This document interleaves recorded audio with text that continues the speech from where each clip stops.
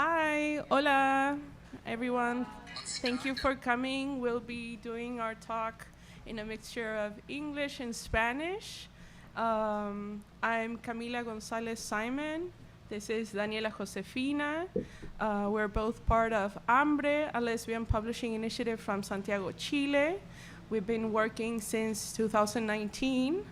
And today we are also with Maricruz Alarcón Lopez, who is also a Chilean artist, researcher, and we invited her today to also help us share the context on graphic activism in the past years in Chile, and also the erasure that we've been living in the public space. So yeah, thank you all for coming again. Let's go. Contar la historia una y otra vez. Contar la historia una y otra vez. Contar la historia una y otra vez. Tell the story again and again and again. Tell the story again and again and again. Today we'll be talking graphic activism in publishing in Chile.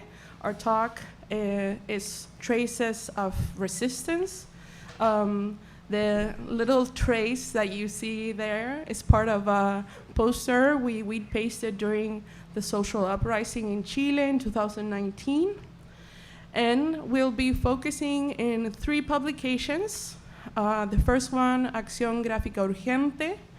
That is a process that started in 2019, but we took a long time to digest, so we published it in 2022. Then came Borraduras Sistemáticas, or Systematic Erasures. This was published in 2023. And then finally, our latest publication, Huellas Gráficas, or Graphic Traces, that was published just before the fair, and we're launching it. This one was reso-printed thanks to the publisher work grant that we got this year, thanks to Printed Matter and Wagner Foundation. So we are also very excited to share this new work. So I'll start from the beginning. Chile lived this social uprising in 2019. It started by a fare rise in public transportation. We had student-led fare evasion that led to massive protests across the country. The state, which in that moment was a right-wing government, responded with police violence, and the government also framed the protesters as enemies. The result of this was over 460 cases of eye trauma, and we had massive censorship, police violence, and this gave us a very exceptional context because we had just started our project. We were in Buenos Aires when everything began. We had a printer, a space, and we decided to do this graphic activation where people could come, do their posters in a way of responding and amplifying what was going on, and that during that time, media and also the government were really censoring all the messages. So, for example, all the police violence wasn't being shown on the television or the newspapers. So it was basically a response to this context that was very urgent and that allowed us to create also a collective response, but most of all, un refugio, like a refuge where we could build this network of support, because the social uprising was 30 years after the dictatorship that Chile lived between 1973 and the 1990s, where we had systematic state violence, forced disappearances, and of course, censorship. And for example, some of the official numbers, we have 1,469 disappeared people, and until today, we only have 307 people found and returned to families. So the social uprising was a way of responding not only to that context that we were in, marked by neoliberalism, but also all of the demands that were being amplified were heavily rooted in the dictatorship stories that until today we haven't unknotted. Like, they're still all mixed, and we haven't had as much response. So our, oops, sorry. Haber soltado el cable. I don't know. So the response and also our commitment to everyone who came to the graphic activations were to wheat paste all the posters that were made, both in Buenos Aires, but also in Santiago. And in this context, yeah, we can fix it, no worries.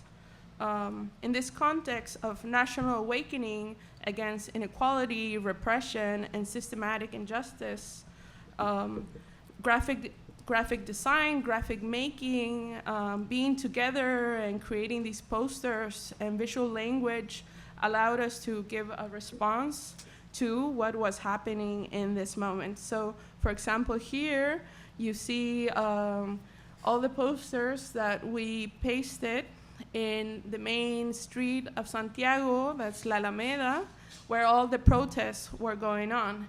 So we had massive, we call them La Gran Marcha, where people from like families, students, workers would go and be together in the public space. And this was a very powerful experience for everyone who lived it, because after a very neoliberal society, everyone felt that many of these social injustices were only like a personal or individual problem. And the protests allowed us to really see that that feeling of discontent was more common and larger. And the response in the end was to share these messages. For example, some say Fuerza Feminista. They were also calling out the police violence. And we all used colored paper, our house printer, and we also left some blank sheets so people could put their own demands and use the public space. In this context, even though Maricruz will tell a bit more, we had this graphic explosion where it wasn't only, for example, more like known collectives or artists who were doing the posters. It was just like everyone seeing this exceptional time where everyone could do stuff in the public space, even though we had to always take care of ourselves. It was an exceptional time that women, especially in queer community, could share their work there. So to digest this whole process, we did this guide on how to make your own posters. We shared all the posters that were made, and the social uprising was less than a year, but we went following the posters in time. And so, for example, the one you see in your left shows how it has been torn several times. Un año después, en esta gráfica contamos cerca de 30 intervenciones que intentaron quitar del muro solo una página tamaño carta. So we can count es la línea de la humanidad. Entonces ahí empezamos a observar que la borradura no solo era institucional, sino que también habían personas que buscaban eliminar la historia. Sí. So Dani is telling that when we started following the traces of the graphic posters that we had wheat pasted, we would see that it wasn't only the institution that were erasing the posters, but also everyday people who maybe didn't agree or didn't like what they were saying. For example, this one calls to take down Pinochet's constitution, that's our dictator. And then, for example, on the right, there's a poster that was also denouncing all the eye trauma that we lived during those days. How long does a poster last? A minute? A day? A month? A year? An eternity? And then it came this new moment, because the pandemic came, our government sent us with very strict measures. We could barely go out twice a day, only for urgent things. Twice a week. Yeah.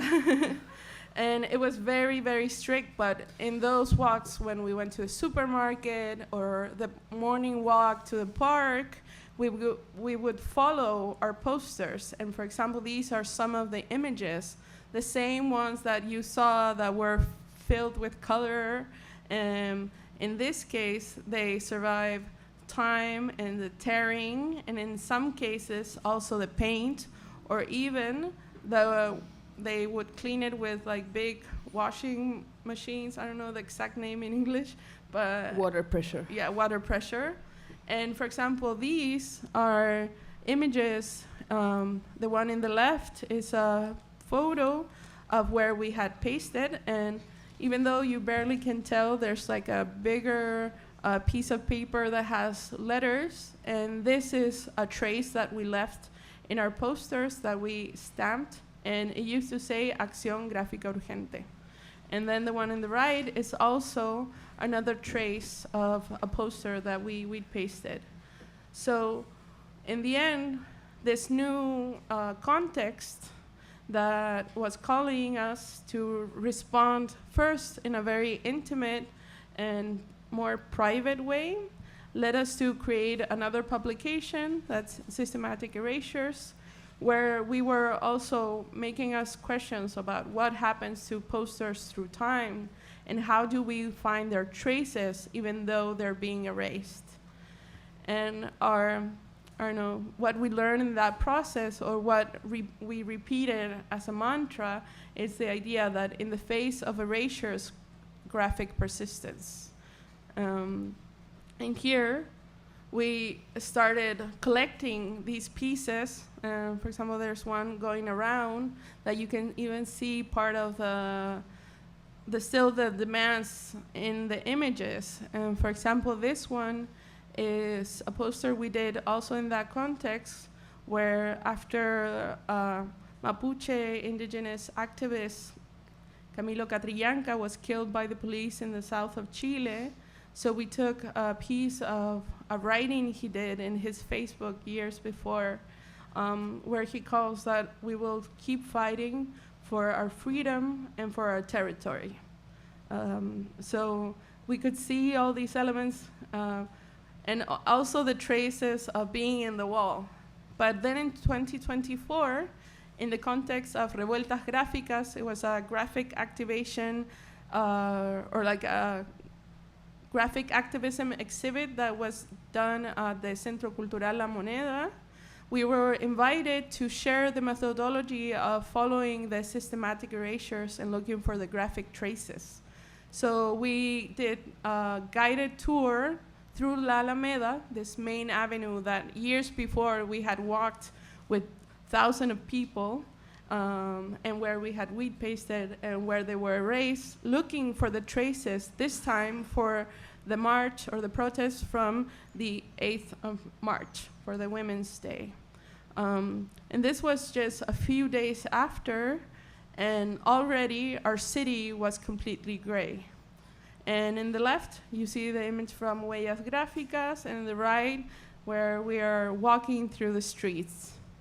And that day, together with some tools, but also our phones, our own gaze, and the collective conversation, we walked through La Alameda and we saw how they thought they had erased everything with gray, of very few changes of colors, and they seemed like they did, but not so much. So there, we started opening part of the walls, and behind the gray, we could see these different colors that showed different moments of time. And for example, we found this, dignidad, dignity, that was one of the main demands of that moment. And under all the layers of paint, of other posters, of different times, we found that word that was very, very meaningful for all of us.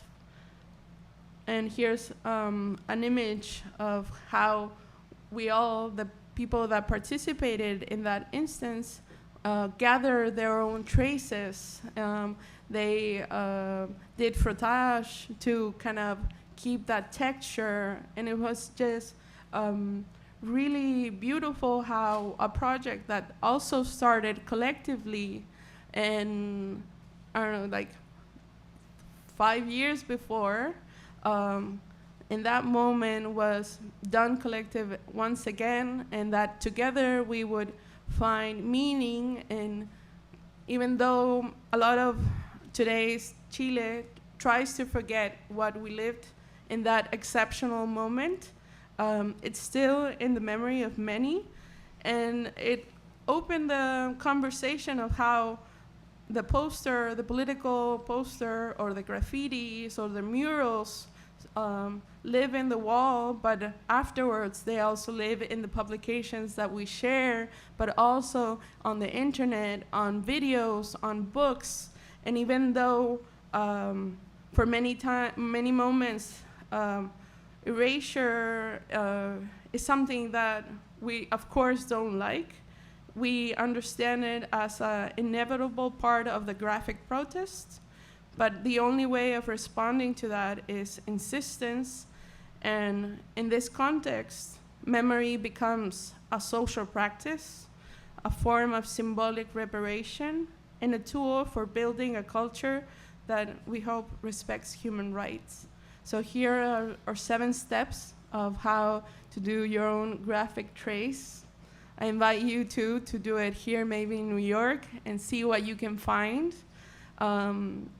And it says, walk the city with others, observe the walls, the floors, the corners, the poles, document with cameras, crayons, bags, open cracks in every day, layer upon layer, archive fragments of posters, recognize erasure as another trace, and read collectively the sediments of the protest. And before giving the pass to Maricruz, an idea that has come through one time and again and again and again. It's a phrase that even comes from the times we were in a dictatorship, is that without memory, there is no horizon. So that is what we wish to share with you today.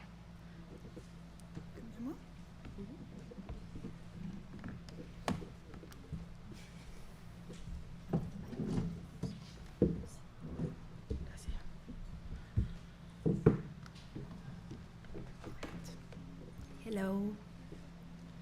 So, thank you for inviting me.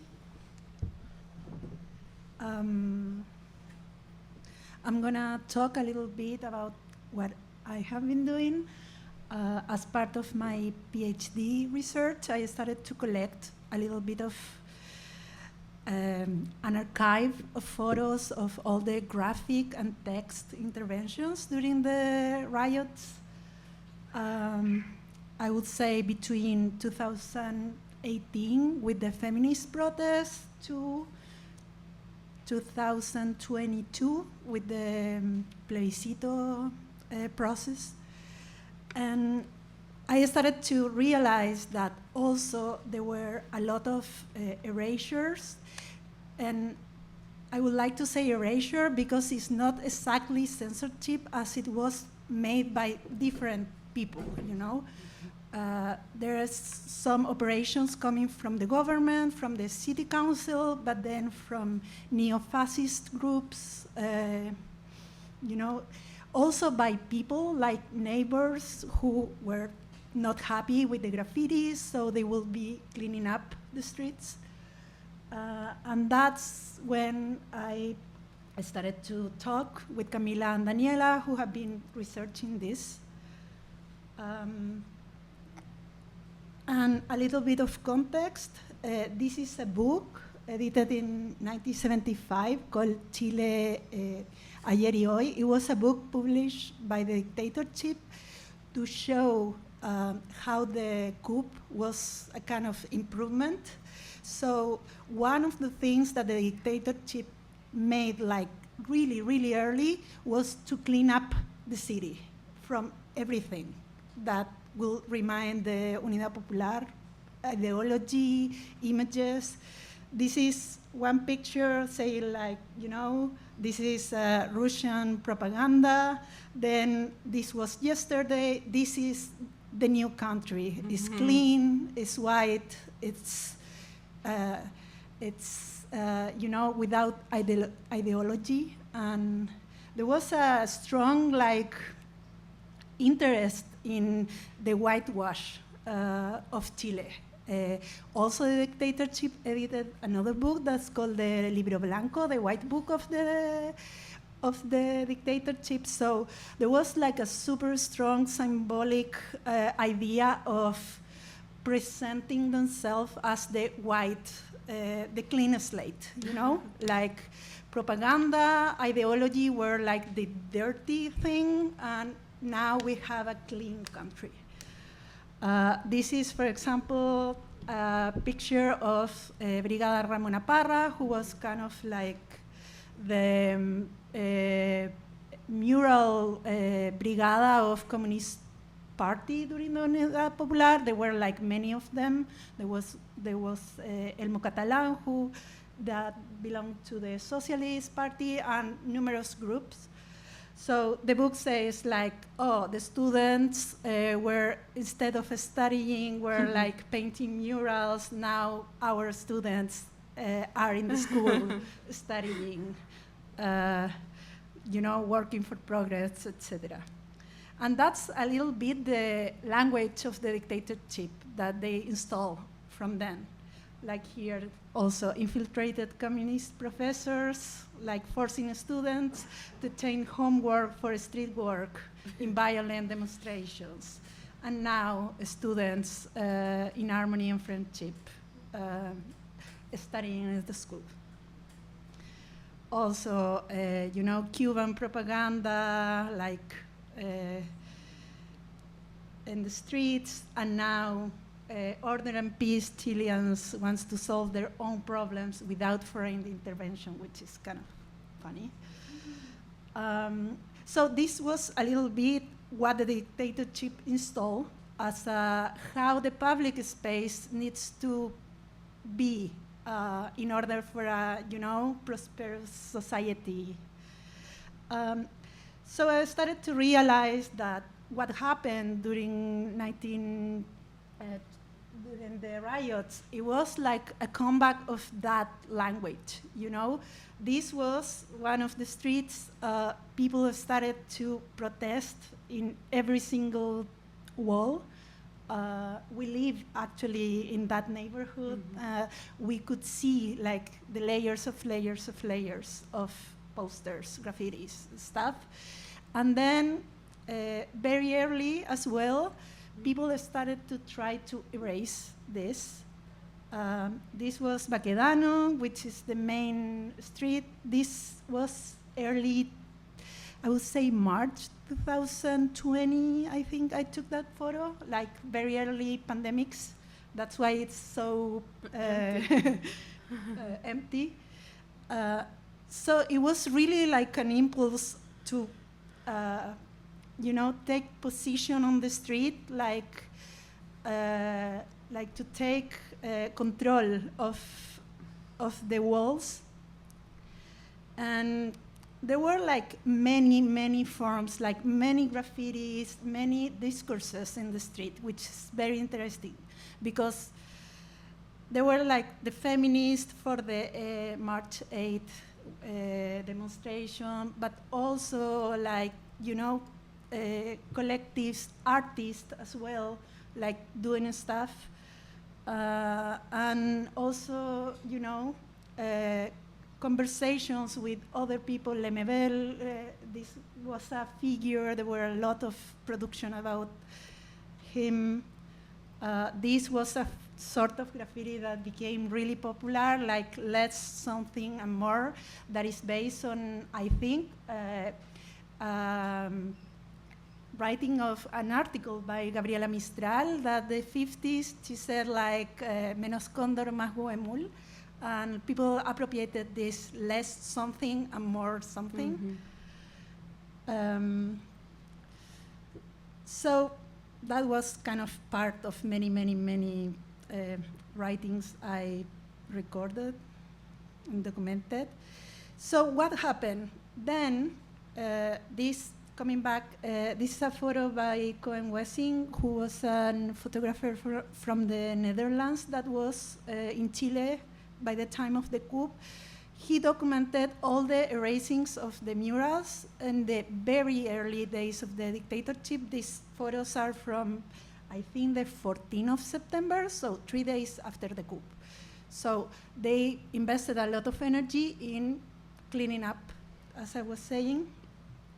This is also from that day, that it was the famous book burning in San Borja by the military.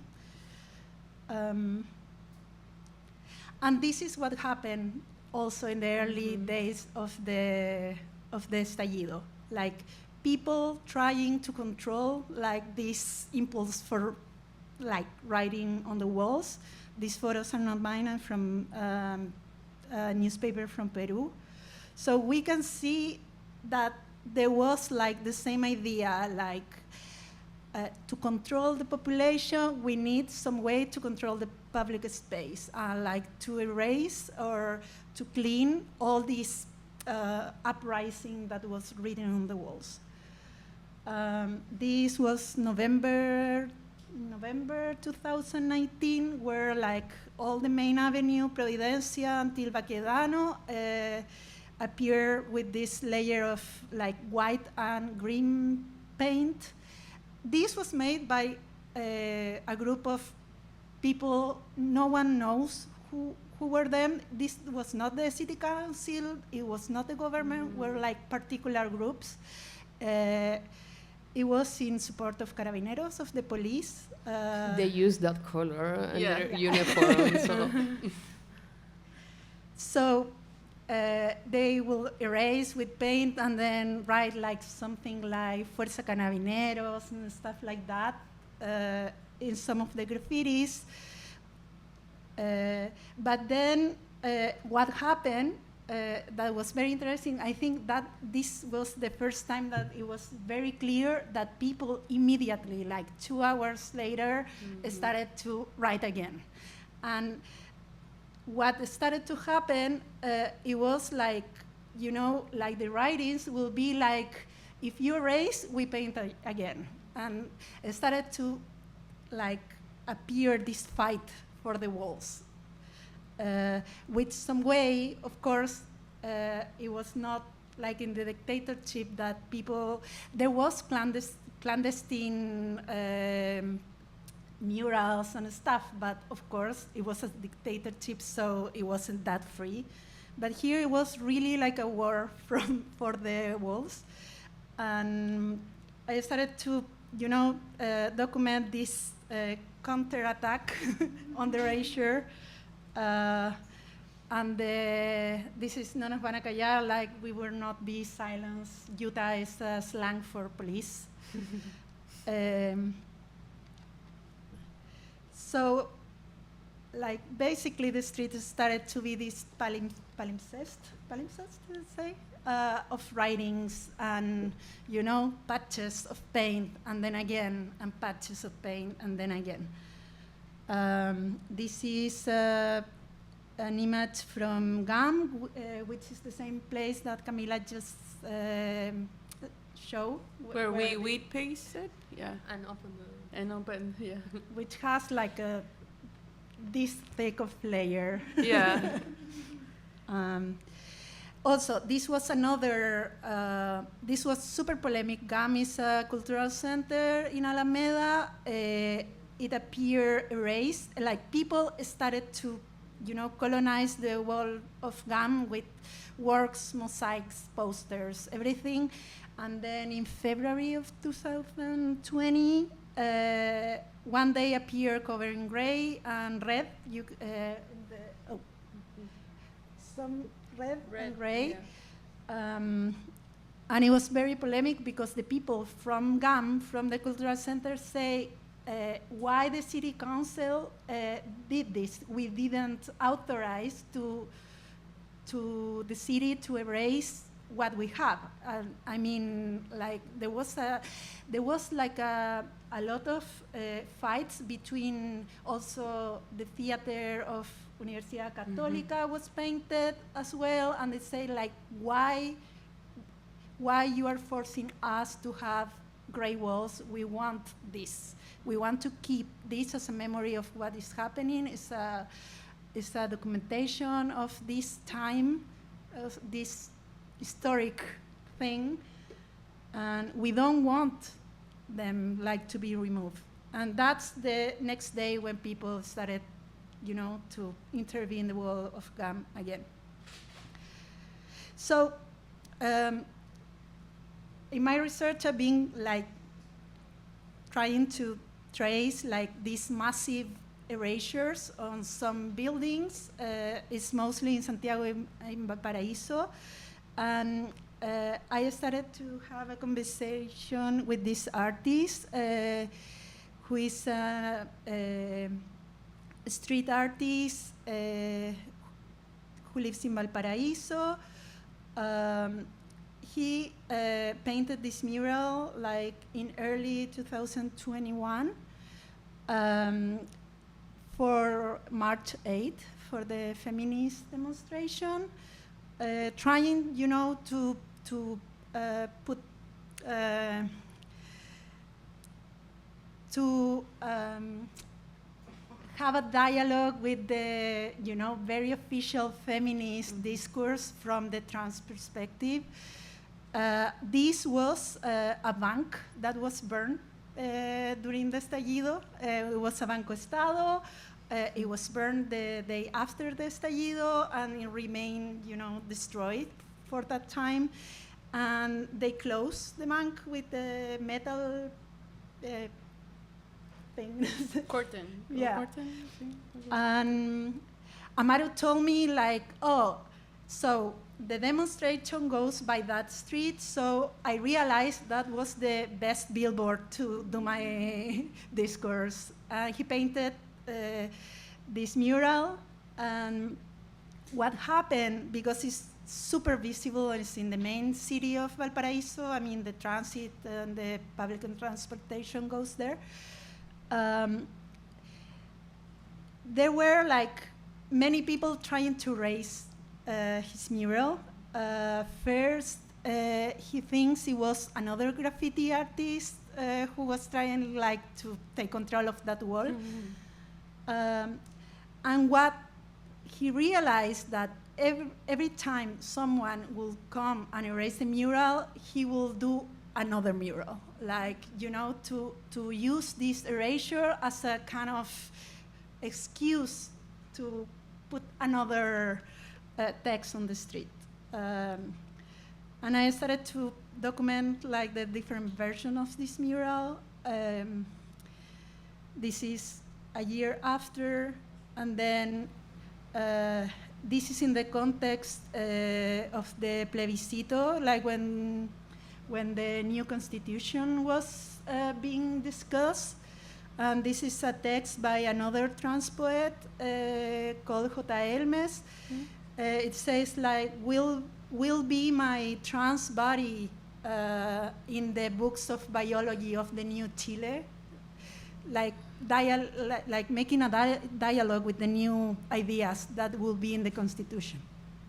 And this, for example, like was erased by the city council because some person that worked there said that they needed to restore the front of the, and they paint everything with brown paint.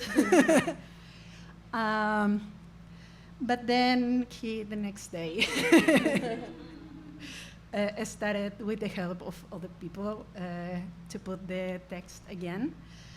And I thought it was very interesting to realize that it's a kind of dynamic between the erasure and writing, which is very interesting because also some ways a kind of logic that operates only in the street art. There's another artist in Valparaiso who has been doing this. His name is Dani Rabeco. He's in trouble now with justice because he started to steal some signs from the street and he was demanded. But there's a huge tension between the power, you know, like the city council and the artists who are kind of like trying to be there. This is a third version. The wall is still there. Amaru, it's very interesting because now everyone knows the wall of Condel, you know? It's just kind of, it became a piece itself in the street. And like people started to get used that it will change, which is very beautiful because it goes, you know, against the logic of what art should be in a museum or gallery. It's a work that is changing and is also adapting to what's happening in the present, you know, like the discourse and the writing, it's dialogue, having a dialogue with what's going on. And this is, so I put this.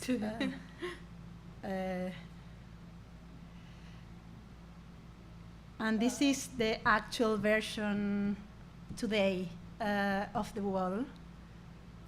And yeah, so I thought, well, this is one of my case of studies, but also there are other artists who have been, you know, dealing with erasure as a operation to make an aesthetics, which is kind of a little bit what I like.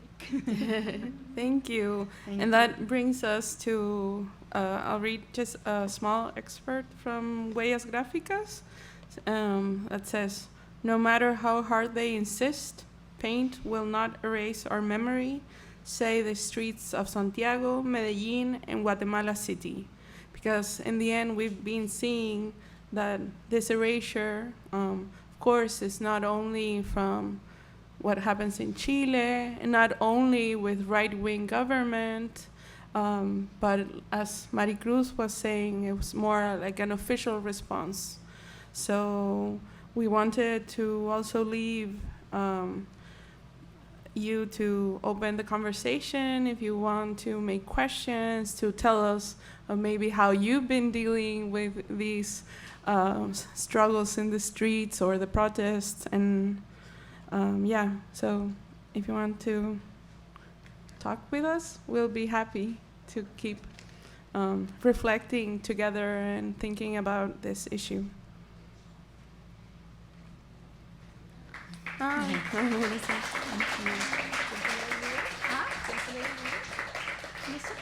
Sí, pero no, lo tenemos que bueno. conectar igual. Sí. Préstame la mochila.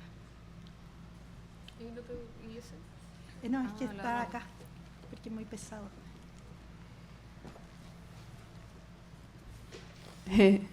Dale. Sí. Como quiera. Bueno, muchas gracias. Soy una persona chilena que se mudó de Chile hace 7 años. Es tremendo ver esto. Como alguien que además, o sea, de familia de exiliados, habiendo estado en Estados Unidos cuando el estallido pasó, es como y no haber podido entrar a Chile por regalo. Sí. Muy fuerte. Y se agradece mucho que estén acá contando la historia de este país que mucha gente ni siquiera sabe contar. Y es una bronca tremenda cada vez que uno dice y gente ni siquiera sabe, y es como, ¿quién sabe que Estados Unidos auspició? Me quedé con muchas partes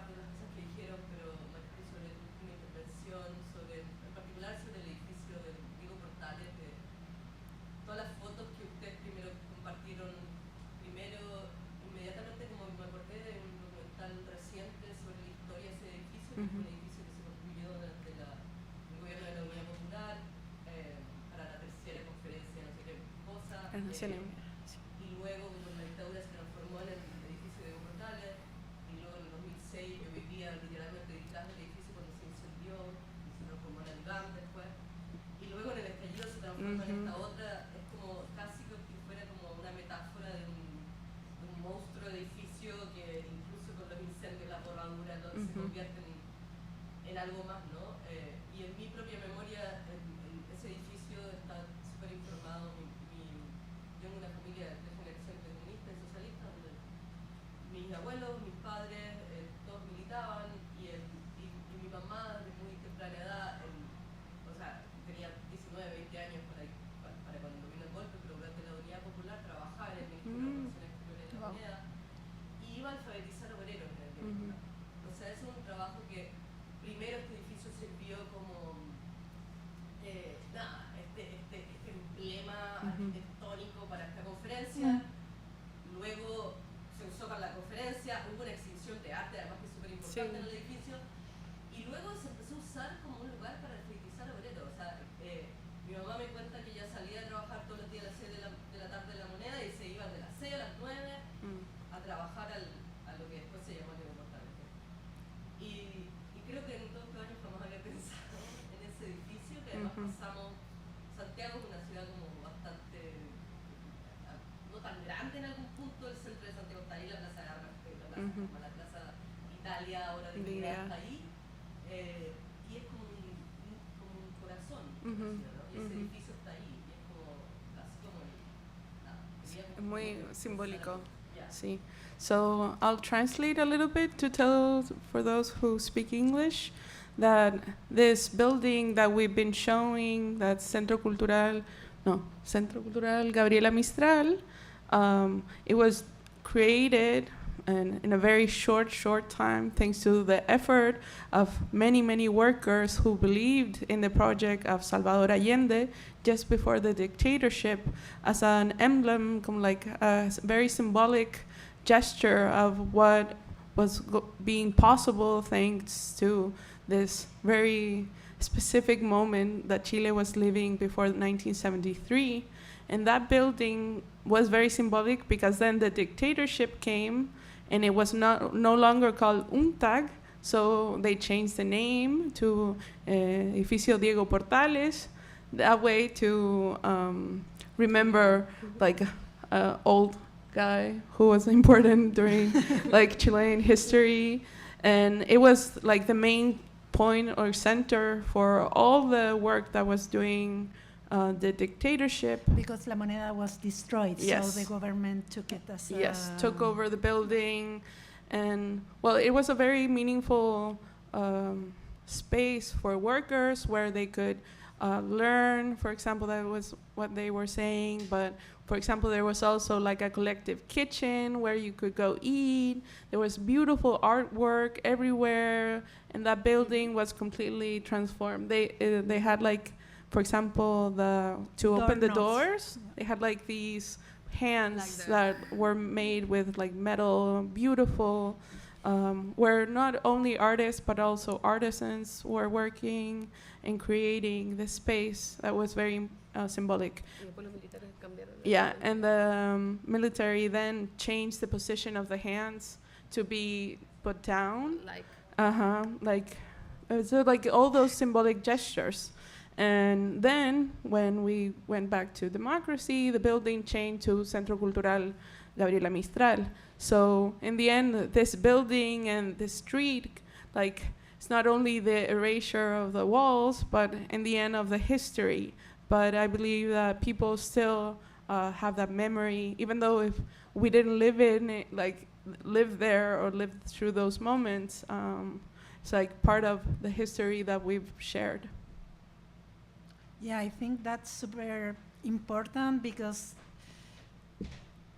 in 2019, it was like the generation that was born after the dictatorship. So like this idea of like to be in the public space, it was like to take, you know, position of the city, like to to gain the city that was some way like taken by the dictatorship. Like we need the city again. We need to be on the city, like writing and like on the buildings and stuff.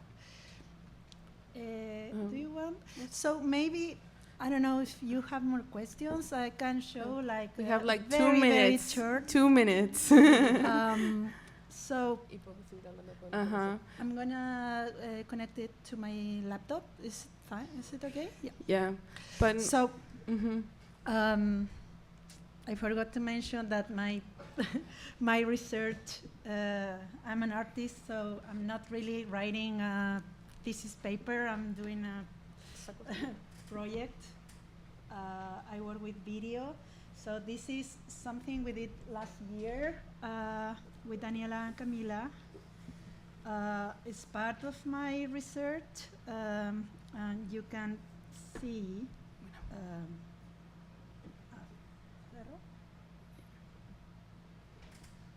You have can 1 minute. Yeah.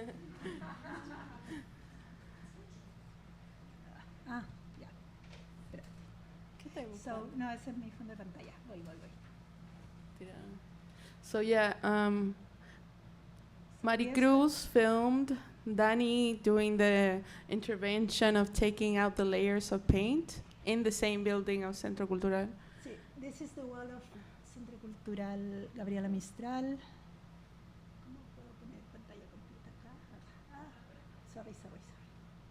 Okay. No. Ponle play nomás. ¿Allá? Sí. So, this is a part of the...